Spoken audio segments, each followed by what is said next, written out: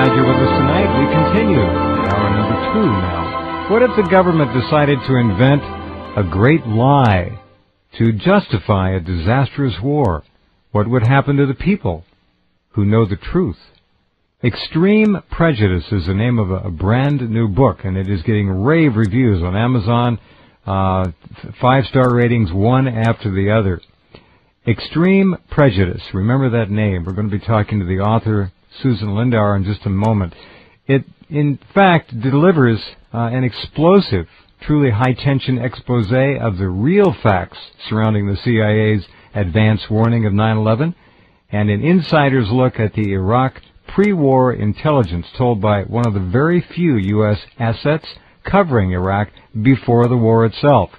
The book reveals the depth of deception by leaders in Washington and London to promote a questionable image of their successful anti-terrorism policies and the shocking brutality used to suppress that truth from the American people and the world at large. The author, again, Susan Lindauer, former congressional staffer. She performed as a U.S. intelligence asset covering Libya and Iraq at the United Nations as a back channel on matters of anti-terrorism from 1993 all the way to 2002. Most notoriously, in the summer of 2001, Susan's team warned, in no uncertain terms, about a major terrorist attack involving airplane hijackings and a strike on the World Trade Center. Is Susan Lindauer sticking her neck out? You bet she is, and we're very honored to have her on the program tonight. Hi, Susan. Thanks for being here. I am delighted to be on your show, Jeff. This is very exciting for me. Well, thank you. I am so overwhelmed by the tremendous response that I'm getting from my book, and I am excited to hear from your audience, whatever your political perspective. The key here is to protect the freedom of America, right, and to protect the liberties of America. What's left of them. What's left of them, yes. They're an endangered species, I hate to say it, but we are not in the best of hands here. In fact, things continue to look worse all the time. We'll get you to look ahead later on in this hour, but let's go back now and first ask you why you decided to come forward. Whistleblowers have paid terrible prices over and over again. You have come forward with some truth that people just don't find every day. It's not out there, and yet here it is in the book Extreme Prejudice. Why did you do it? Well, I tell you, I think the naive part of it was that I think that no whistleblower, well, I won't say no whistleblower, I did not expect to pay a high price. You really didn't? I thought that people would want to hear what I had to say, and this actually begins. I was arrested on the Patriot Act as an Iraqi agent. After all of those years of service, I went to the offices of Senator John McCain and Senator Trent Lott, and I asked to testify in front of Congress.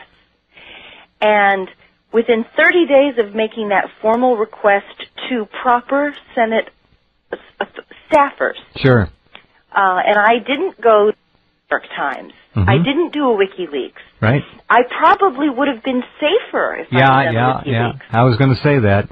No doubt. You played it straight. You played it the correct way, and look what happened. Tell us about this absurd arrest. Yes, I was arrested as an Iraqi agent. I was accused of contributing to the 9/11 investigation. The evidence against me was 3 receipts that were found in the Iraqi embassy, or either the Iraqi embassy or in Baghdad. I'm not sure, but they were 3 receipts totaling $92.92 for 3 lunches in New York City, the most expensive city in the world. $92. Those 3 lunches totaled $92. Well, that's what got you arrested. Me for this. That's what did it. This $92. Yes. Those are the magic numbers. You hit the lottery. When they came to take you away, did they cuff you in the whole works? How did it go? Tell our listeners. I was getting up to make coffee, and I heard this banging on the front door. Not polite knocking either. No, this was the FBI, and they bang. Yeah, I know. And they were, well, when I had contacted Senator John McCain's office and Senator Trent Lott's office, I expected Congress to get subpoenas for my testimony. Right. So I expected to be served with a subpoena, so that very politely, so that I could come testify. And instead, what they did was they did issue subpoenas to a grand jury. And they began calling all sorts of people into the grand jury. Now, I will tell you that this is very important. I know you have a really sophisticated audience. Yes, we do. I was Thank arrested on the Patriot Act, and that meant that I was subjected to secret charges. That's right.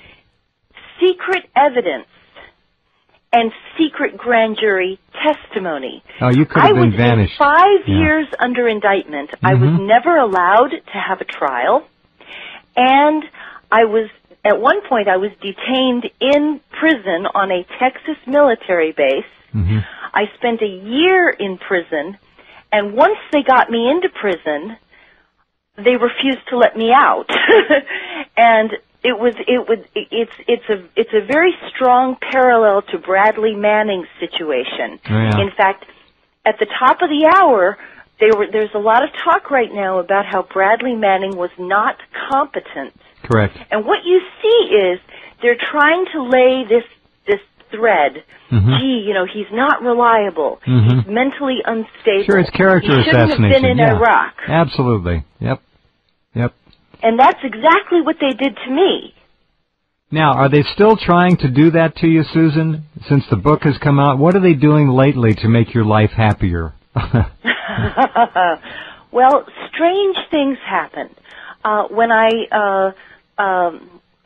if you don't mind my referring to a couple of other radio hosts, when I did a really great show with Mark Glenn, they punctuated the throughout the hour-long conversation that we had. There was this metallic beep sound that would sound off every 2 minutes. Don't encourage them, Susan. Don't encourage them. Let's. Yeah, no, I don't. Nice I don't and think quiet you want now. me to say what they did. They have cut things. I've been talking I've been doing radio interviews, and all of a sudden the phone will go out. Sure. And things like that have been happening. And there's no explanation for it. The bills are paid. Sure. Everything. It shouldn't be happening. See, what the average American doesn't understand is that all the things you're describing and a million more are easily doable by them anytime they'd like. It's not a problem. They have total control of the airways, the communication systems, channels. Your website, folks, your emails, it's all in their lap. So what she's saying is absolutely true and correct. Well, I'd like to add to that. Yeah. Right now, this year, there is a $75 billion black budget for surveillance. Just surveillance, folks. $75 billion. Yeah. And those contracts some of them are CIA. Okay, some of them are NSA. However, a lot of it is now new industry, is domestic surveillance. And those contracts are voice recognition, email tapping. Somebody has to read your emails. So what they do is they put these contracts throughout America. And these are in your neighborhoods, watching over you, and it's black budget money, so they're not reported to the government. It's not reported to Congress. Well, total plausible, plausible deniability every step of the way. Yeah, every step of the way. And the biggest business of the black budgets is not overseas. It's not that they're getting the Arabs, and this is really important because when the Patriot Act was first passed, my own father, who is a neoconservative, he's a hardcore Republican neoconservative. Wow. He said to me, "Well, as long as they're only doing it to the foreigners, what does it matter? Well, Dad is in the dark. Who cares if they have constitutional rights?" And I was like saying, "Oh no, you got to protect the Constitution." Well, 3 months later, I was under arrest on the Patriot Act. And then my father had a second thought. He suddenly wasn't sure if this law was so good after all. That should wake up any good father. By the way, the British are heavily involved in surveilling American telecommunications and Internet traffic, so the U.S. government again has deniability there. They can say, no, we're not doing it. It's all contracted out, folks, and it's a shell game. And what Susan is saying is very accurate. Her book, we have to take a break for a moment, Susan. Hang on, please. The book is Extreme Prejudice, and the author is Susan Lindauer, a true American patriot. The story in the book is of the Patriot Act and the cover-up of 9/11 and the horrible war in Iraq by someone who was working behind the scenes as an intelligence asset and knows of which she writes. Be right back. And we are back talking to the very courageous, need I say, Susan Lindauer. Her book is Extreme Prejudice.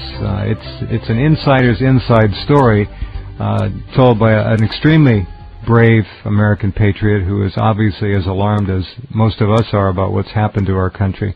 Susan, go ahead with your story. You spent a year in prison. Would you, just before you jump back in, how would you describe your prison treatment? This is really important. I'd like to, everyone, as you listen to my story, I want you to think of what they're doing to Bradley Manning right now, because there are such strong parallels, and I feel protective of this young man in the sense that I've already gone through what he's gone through, and I know what he's going through at this moment. They are fabricating a story about his incompetence, and that's very insulting to somebody, I think, who is so courageous that he has stood up against the Iraqi war. You bet. And it's very insulting to say that it's very dangerous to a democracy. If you believe that you have a legitimate criminal case against any individual, then the state has a right to bring those charges, but the individual must have the right to face them and address them, and you must have the right to face your court of law. And if that right is taken from us, we're toast. We're done. We're done. Our democracy is done. Now, I will tell you that when I was under indictment, the corporate media, being the New York Times, the Los Angeles Times, the Washington Post, assured all the people in America, don't worry about Susan Lindauer. This is a one-in-a-million time. This will never happen again. Well, it only took 2 years, and it did happen again. My indictment ended on January 15th, 2009. That's 2 years ago. And since then, I was writing my book and all in recovering from this ordeal. But that's only 2 years ago, and 2 years later, Bradley Manning is going through it. Interesting. And it'll take another person, maybe instead of 2 years, maybe it'll take 6 months. But it's like they're learning to do this. And their reaction is that if you don't like somebody's politics, you arrest them, you throw them in prison on a military base. I was in prison in Texas on Carswell Air Force Base. And for the whole year, Susan? I was there in Texas for 7 months, and then I was in New York at the Metropolitan Correctional Center for 4 months. On Carswell, where did they keep you? I was in prison on what was called the M1 unit. It was a notorious unit of the prison. It was where they did psychiatric evaluations. Now, I want to emphasize this was a prison, not a hospital. And, however, this was a very ugly place to be. The women on this unit, a lot of them were, most of the women criminal. Let's see. We have to be careful how we say this. Understand. Most of them did break the law. They did break the law. Okay. Okay. I have to tell you that our prisons are mostly filled with people who did it. There are not a lot of innocent people who are locked up in prison. Yeah, if you ask them, though, you'll get a different story. But that's another program. Now, I think that most of them would admit that they did it. Well, one would think. In fact, I did the things that I was accused of doing. It's just a question of whether those qualified as criminal action. Susan, did they try? This is a mental issue that we're talking about now. This was a mental facility, so to speak. No. This was a prison, but it was a mental unit within the prison. Okay. Now, did they try to tip you over mentally? Yes, they did. Yes, they did. That's what I thought. And one of the ways that they did that, very good question. the best way to do that is to refuse to release somebody on their release date. So what happened was I was supposed to originally only be inside for 4 months. Under the law, if I was not a violent offender, then I would be released if I was not a danger to myself or to anyone else or to property. Those are the three things. You cannot be threatening to hurt yourself or to hurt another person or to threaten property. Okay. And then you would be released after 4 months. But what happened was, on the Patriot Act, and this is very dangerous for Bradley Manning, they came back and said, well, we've kind of changed our minds. We don't want to let her go. We want to keep her in prison indefinitely, up to 10 years with no trial. Who is we, Susan? Who is we when you say... the Justice Department. Okay, DOJ. The criminal court system. All right, very good. And so they petitioned, my judge in my case was Michael Mukasey, who later became U.S. Attorney General. Yep. You know, and so this was and not only did they want to hold me in prison, but I kept telling them I kept telling the judge that I had warned about 9/11 and that I had been a United States intelligence asset for 9 years working in anti-terrorism, and my defense was that yes, I did have contact with the Iraqis. That is absolutely correct. Oh, it's your job. However, that was my job. And I was supposed to be having contact with the Iraqis, and everything I did was being supervised by a CIA handler and a defense intelligence handler, and they both knew where I was, and I was reporting everything, and everything was exactly the way it should be. So they were, the FBI was correct that I had done these things. However, I argued that I should have the right to present my defense to a jury, which was that I was being supervised and that my actions were appropriate and anti-violence. Yes. I was, we had a 9/11 investigation, and it was entirely legitimate. In fact, it would have been treason. Think of it in reverse. Imagine if I had been an asset who refused to contribute to the 9/11 investigation. Oh, exactly. Very good. Hold on, Susan. We have to pause again just for a couple of minutes. One of the hottest books in a long time, Extreme Prejudice, by Susan Lindauer, now available. Just click right under her name in the guests box at rense.com, and you'll go to the amazon.com page, and you can pick it up right there. Back in a minute. Okay, and we're back with Susan Lindauer and her brand new book, Extreme Prejudice. While you were writing the book, Susan... Oh, I've got one more question. Let me go back. Why did you pick McCain? Oh, to contact. Yeah. Yes. McCain was on the president. It was then President Bush, and he had just appointed the Commission on Iraqi Pre-War Intelligence. Yeah. And McCain had the dual relationship with was going to be on that commission, and he was also tied to the 9/11 investigation in the Senate. Well, I understand all that. I got the high profile, but he was also like a spokesperson on the 9/11 issue. Do you really have respect for that man? I mean, it's certainly not. Okay. And Trent Lott is when another one. When I think of the Hanoi Hilton, and I think of Carswell Air Force Base. Well, I see the relation. Trent Lott, of all the people in the Congress, you went to two that made sense, I guess, in terms of your ideas of trying to get a fair shake and testify. But boy, these pretty sleazy. They are very sleazy, and I was. John McCain was a maverick, and I expected that I hoped that a maverick politician, especially on the 9/11 stuff, you got to realize my stuff on 9/11 was even more explosive than my stuff on Iraq. And I thought that I had a false impression that John McCain particularly would want the 9/11 stuff to come out. This included our 9/11 warnings. Now, everybody, let's all take a deep breath and say this together. The government has lied to you. We absolutely did expect 9/11 to occur. We were looking for it. I was told in August of 2001 by my CIA handler, Dr. Richard Fuse, that I absolutely must not go to New York because the attack was imminent, and he wanted to keep me out of the city because we expected mass casualties. Wow. There was talk of potentially some sort of miniature thermonuclear device.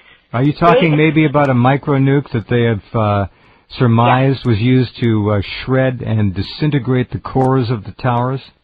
You got it. Okay, a micro-nuke. Yeah, Dr. Ed Ward has done the most work in that field, brilliant work researching that. Dr. Ed Ward, MD. Micro-nukes, the 13 interior support columns were just turned into dust with these things. The weapons that we have now, as Susan certainly knows and most of you folks have a good idea about, are so advanced and so small and miniaturized now, and they're shaped and they can do exactly what they want them to do. In addition to that, there were other explosives used, obviously. Go ahead, Susan, please.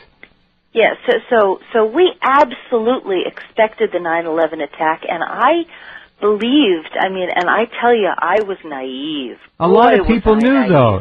Susan, you knew. No. I was naive in trusting that somebody like John McCain, this is answering your other question. I know, I got you. No, that's fine. Okay. But let me get back to the issue. A lot of people knew something was going to happen, didn't they? Yes. And to this day, they're not going to talk about it. My CIA handler, Dr. Richard Fuse, and I spoke about this issue of the 9/11 warnings and our worries and our agitation, and he pumped me for information practically every single visit that we had every week.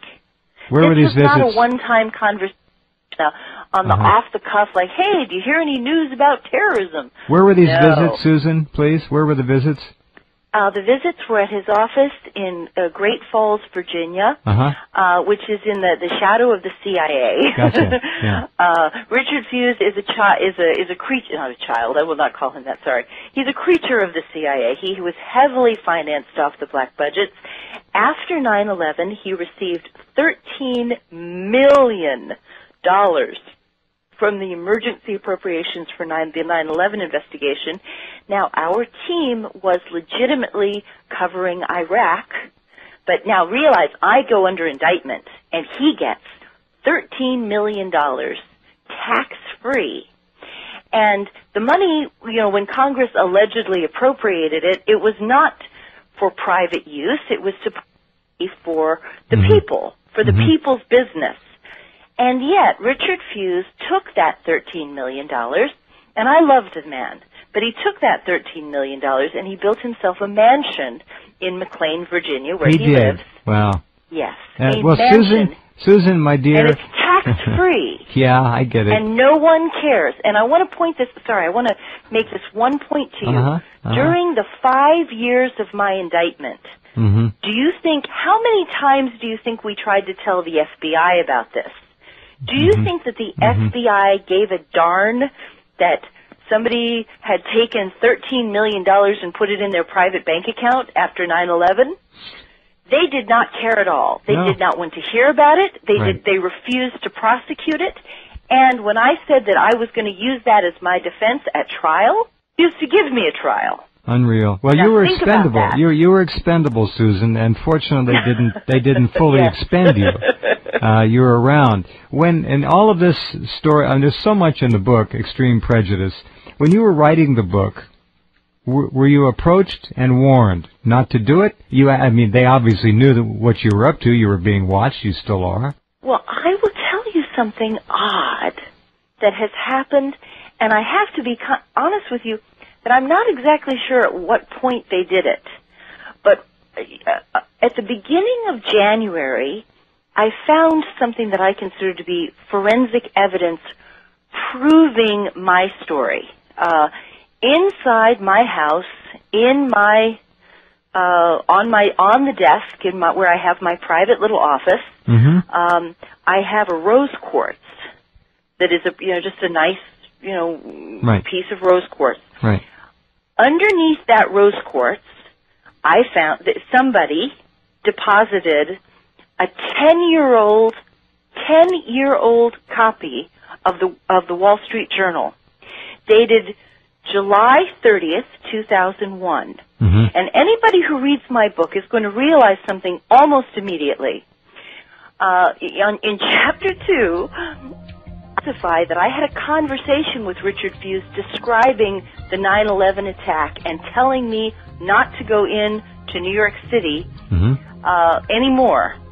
And somebody, but what I do not say, and that conversation occurred on August 2nd, on the day of Robert Mueller's nomination hearings. Oh, yeah. But I never say in the book where that conversation occurred.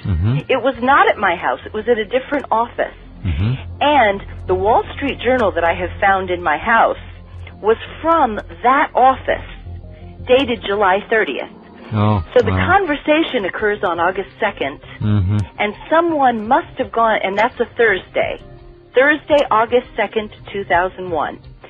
Someone goes to the office where I was working, where the conversation occurred, and grabs something as I'm going to call it a proof of life, for one of better expression. A spook would do that if they know you're in an office and they just want to, have some evidence of, it's just easy to do. You grab a newspaper, and the newspaper has the name of the office and the name of the person that you're reporting to, and it's just a natural thing to do. Somebody had gone to get that, and then that paper, the Wall Street Journal, is saved for 10 years. 10 years later, that appears in my house. In the Lindauer file. Think about it. Yeah, I am. Hold on a sec, Susan. We have to pause. We'll be right back. Susan Lindauer and her book, Extreme Prejudice.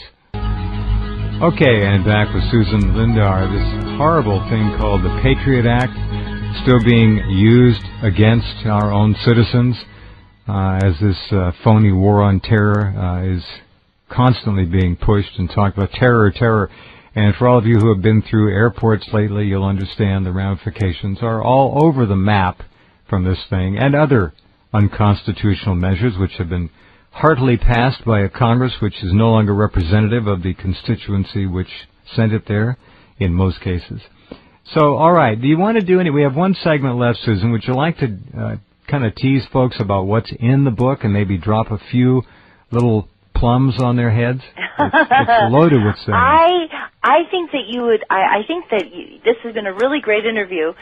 The book is an insider's account to the Patriot Act, to the 9/11 warnings. We have only scratched the surface on the 9/11 warnings. It was very detailed. It covers the 9/11 investigation and Iraq's efforts to contribute to the 9/11 investigation, such as trying to turn over financial documents to the United States. And then it goes into my experiences in prison. And it's a spy thriller. The thing is, it is not a self-pity book. I loved my life. I've had a great life. I consider that my work was a wonderful adventure. I have no regrets about it. So this is a self-pity book. It is a spy thriller. It's a real-life Robert Ludlum novel. Nice. Well, listen, real-life things like this do happen, and I wonder how many other Susan Lindauers there are out there right now, male and female, that are doing the kind of work you did. Well, I tell you, we should all worry about Bradley Manning. He's a young man who's the stress that he is under it could break a hard battle-tested soul. But they have done things like they have stripped him naked, and for suicide watches they take all your clothes and your books and your papers and your sheets, and they leave you in a room with nothing, not even your underwear. You're down to your underwear. And they have the lights on 24 hours a day. When you're in solitary confinement, they only let you out once every week or 10 days.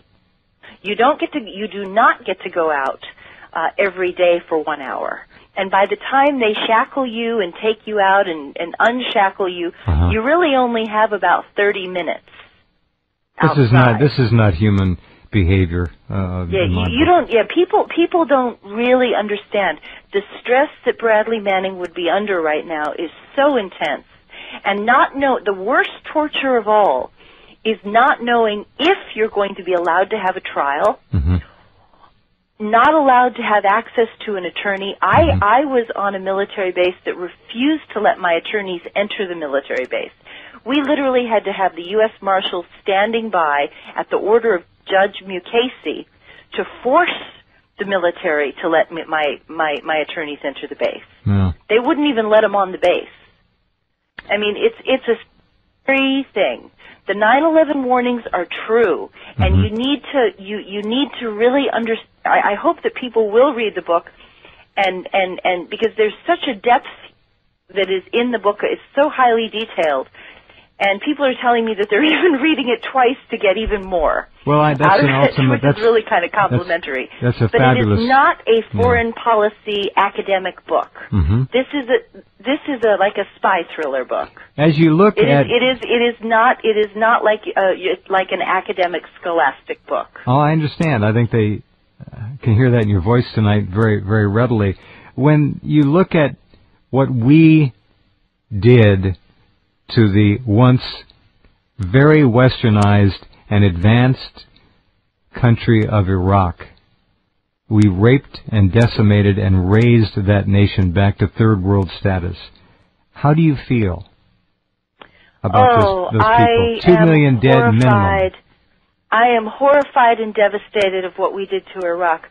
Iraq was a secular, progressive Arab country with great rights for women. They performed the second heart transplant in the whole world, and United Nations sanctions wiped out literacy in a single generation, destroyed health care, destroyed transportation. All the infrastructure of the country was ruined.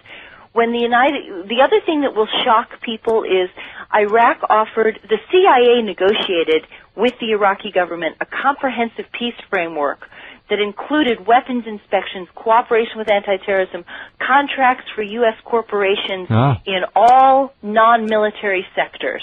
It was tremendous. Offered democracy reforms, including internationally monitored elections, repatriation of exiles, and very creative solutions to these problems, which could actually be employed in other countries. I mean, it's worth knowing what the options are because the Iraqis had really thought it out, and they had a good plan which they tried to sell to the United States.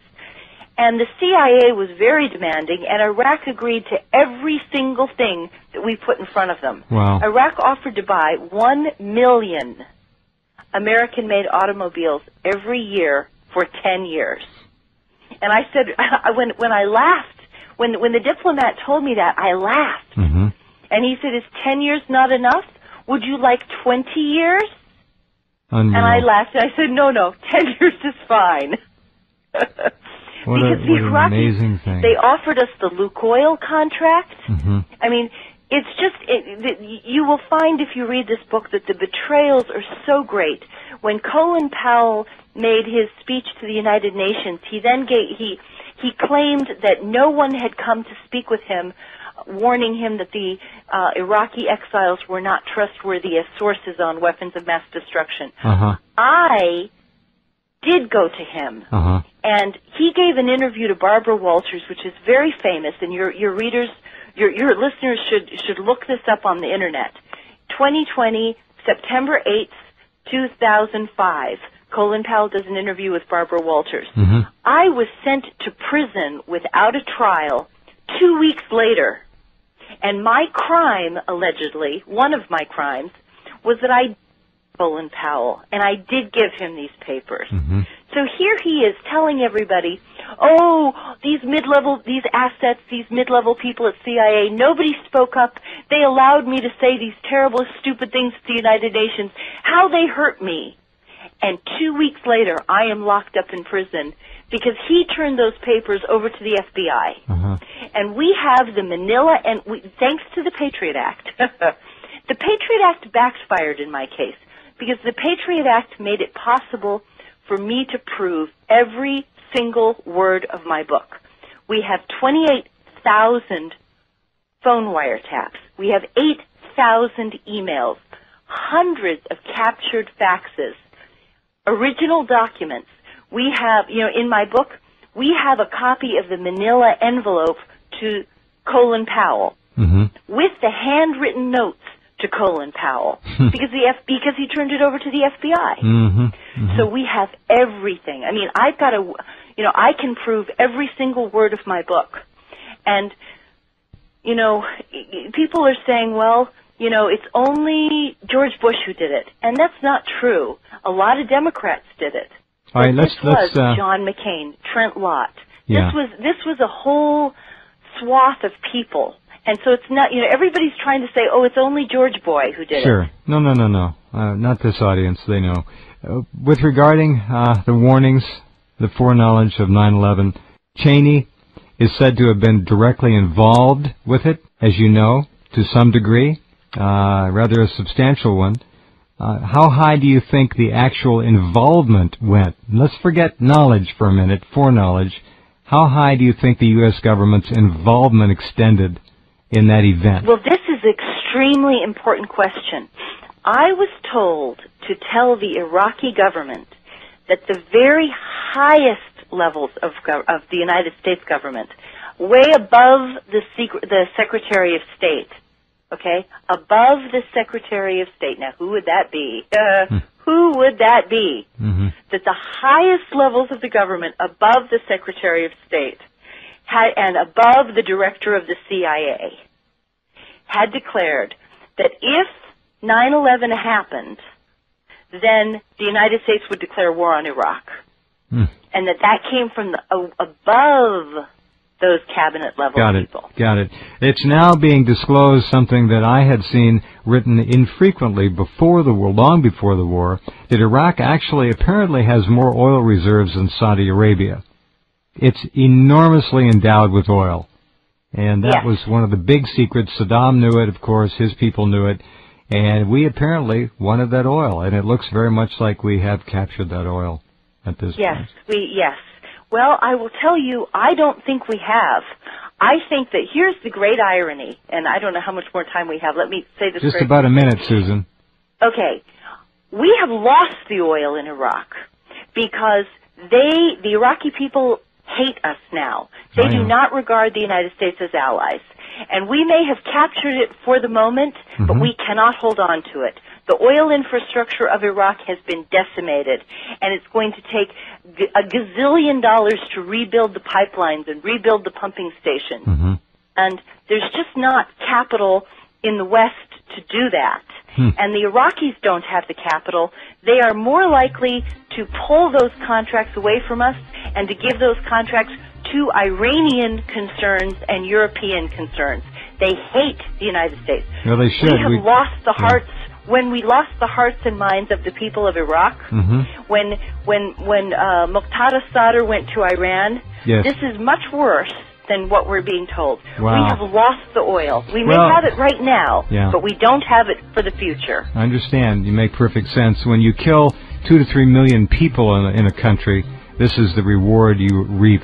Susan, thank you so much for being here. Thank you for having the courage to write such a book, and I wish you the very best of luck with it. It's been a pleasure meeting you. I would love to come back. Thank you very much. Indeed, Susan, we will. Thank you. Take care. Thanks. Susan Lindauer and her book, Extreme Prejudice. Drawing a lot of reviews, and it's obviously very interesting. Back in just a couple minutes.